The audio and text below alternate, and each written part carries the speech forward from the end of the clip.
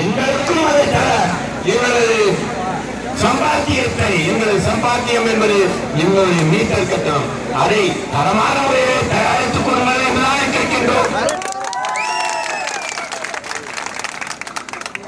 நாங்கள் கேட்பது நியாயமானது. எங்களில் ஒரு சிலர் தவறு செய்யலாம். அதே போல போலீசிலும் கருப்பாக இருக்கிறார்கள்.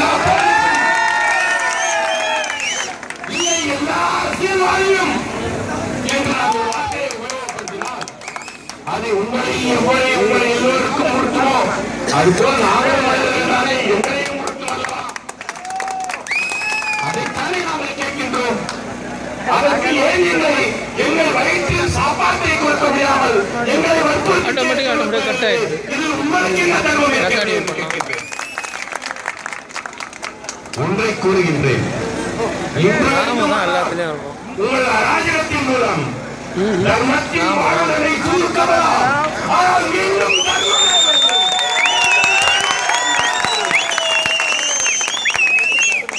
உங்களுக்கு ஒரு வாக்குறுதியை கொடுக்கின்றேன்.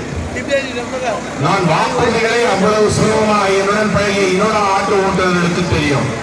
நான் அவ்வளவு வாக்குறுதியை சுலபமாக அள்ளி வீசுபவன் அல்ல. அரசியல்வாதியாக இருந்தாலும் கூட ஆனால் தான் உறுப்பினான அரசியல்வாதியாக இருக்குன்னு நினைக்கிறேன். ஆனால் உங்களுடைய நியாயமான கோரிக்கைகளுக்கு அதை அவங்க கூட உட்கார்ந்து பேச வாதிடுவேன். உங்க கூட வாதிடுவேன். நீங்க சொல்றதெல்லாம் நான் கேட்டுக்கணும் இல்லை. நான் சொல்றது நீங்க கேட்டுக்கணும்னு அவசியமும் கிடையாது. அதை நான் ஒத்துக்கிறேன். மனிதனின் மனிதனாக ஒருவரை ஒருவர் மதிப்பவராக நம்மளே நூற்றில் அடிச்சு சொல்ல முடியுங்க. எங்க அண்ணா இன்னைக்கு உசுரோடு இருக்காருன்னா அன்னைக்கு ஆஸ்பத்திரி ஆயப்பட்டா அழைச்சிட்டு போற ஒரு ஆட்டோ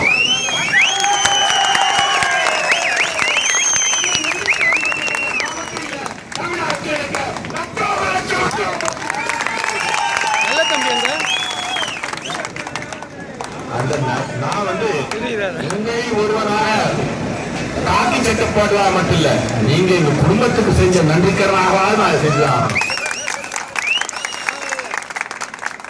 அதனால நான் சொல்றேன், உங்களை தாழ்மையா கேட்டுக்கிறேன்.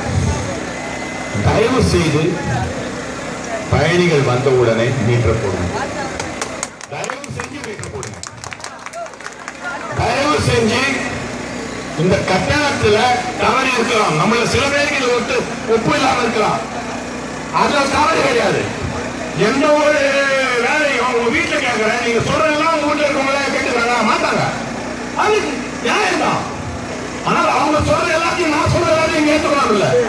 ஆனா ஒரு சட்டம்னு வந்த பிறகு அந்த சட்டத்தை கடைபிடிக்க வேண்டியது நம்ம எல்லாருக்கும் கடமை. நான் போலீஸ்காரங்களுக்கு சேர்த்து சொல்றேன்.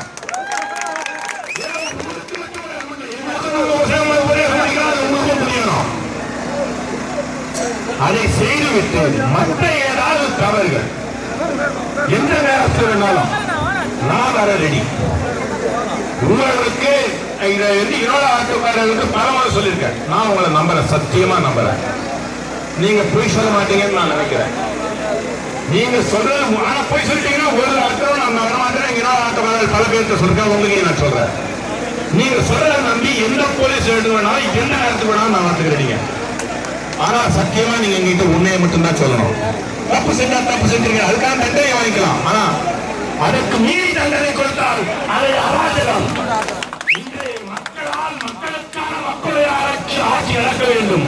ஆனால் இந்த போலீஸ்காரர்களுக்காக போலீசில் ஒரு சிலருக்காக நடக்கின்ற ராஜ ஆட்சியாக அமைந்து விடக்கூடாது என்று மட்டும் கூறி உங்களும் ஒருவனாக என்றும் இன்று மட்டுமல்ல என்றும் நம்முடைய கட்சிகள் வேறுபட்டு இருக்கலாம், நம்முடைய குலங்கள் மற்றவைகள் வேறுபட்டு இருக்கலாம்.